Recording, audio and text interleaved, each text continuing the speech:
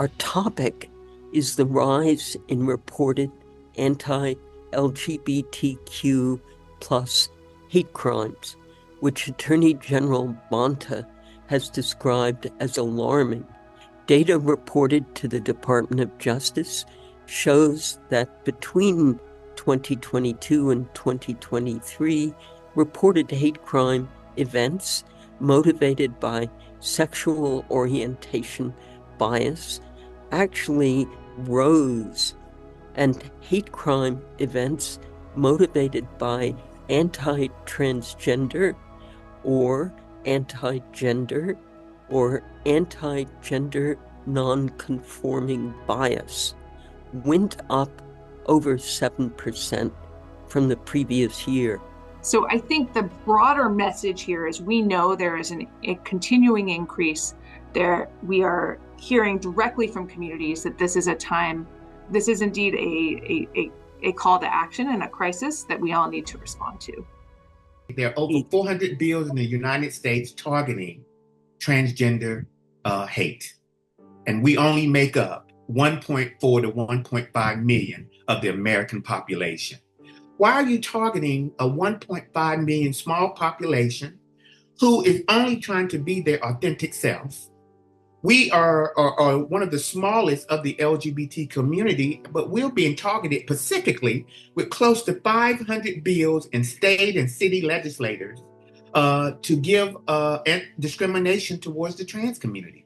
And that baffles me after 30 years of being a trans woman. I ask you why. If someone could explain, why is that happening to such a small community?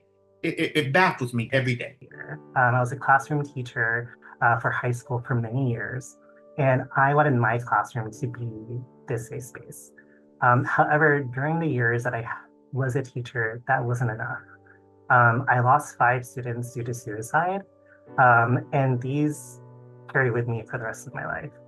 These students lost their life because they didn't feel safe broader community-wise. I myself, as a high school principal, was also in charge of our juvenile detention center, both here in Santa Clara as well as another place. And I've had students there who've been in these systems multiple times. And when I would talk to my students who are part of the LGBT plus community, they would tell me that they felt safer in the detention center than they do outside. And this is because they didn't feel safe around peers and others that will commit hate crimes towards them. What I found in my work, that the highest populations that were being targeted were LGBTIQ plus people, transgender individuals, specifically BIPOC transgender individuals, as well as undocumented people. And part of my work is to insist and to push my community members to report these incidents and hate crimes, only because they start to escalate. It's something that I'm working with and educating government institutions, not just giving them a gender 101 or an LGBTQ 101, but trying to talk to them about accountability.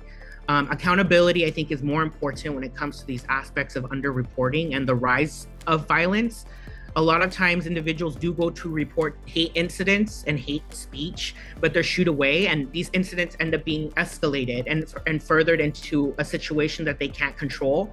And because they have been shooed away, they're really reluctant to call law enforcement to get help when they are being physically assaulted or attacked by these individuals. The situation of feeling you've been targeted as LGBTQ or transgender in particular, who do you call? Where are you going to get more than just, I'm taking down the data, this will lead to better data overall? The most important reason for reporting is so we can genuinely connect you with the kind of support that you need, that you identify that you need. So that means mental health services, sometimes social services. It may mean navigating some part of the criminal legal system. Whatever it is, that is our first priority, is making sure we're connecting people with the support they need. When we hear from people who have gone through the worst things that may have happened to them in their lives, inevitably they will tell us, I am reporting not only to get support for myself, but because I don't want this to happen to other people in my community. So it is our obligation as a government agency collecting this information to use those reports to help inform policy, to help inform the services that we're providing. We are very, very big on taking it as far as the individual wants to go at St. John's, with limitations, obviously with expectation. So definitely, we do every administrative report that we can possibly do, but it's important for everyone viewing this that you do make a report, and if you do question whether it's a hate incident, hate speech, or hate crime, still talk to them, make a report, because you never know, right? Your job is not to be an expert in the field or to understand whether it qualifies or not. If you need support, ask for it. I've had a wonderful time working with 211 LA as well as California versus Hate, and they're always willing to help no matter what. At St. John's Legal Services, we'll provide you a variety of legal services depending on what you need, from civil law, family law, or immigration help because of being a victim of a crime. My current work also allows me to be part of the statewide collaborative here in the state of California, full of educators, many of whom are trying to understand best practices and solutions of how to support our students. Many of us have had a hand in drafting legislation that have gone to the state, such as SB 760, which is Senate Bill 760, which guarantees access to an all-gender restroom for K-12 students, as well as AB 5, which is the Safe Supportive Schools Act, which assists in the development of LGBTQ plus competency training, which require teachers who teach 7 through 12 students to have LGBTQ plus cultural competency training. And so we as a group of educators have really gotten together to figure out, like, how do we create a bigger system, a much better safety net for all of our students in the state of California.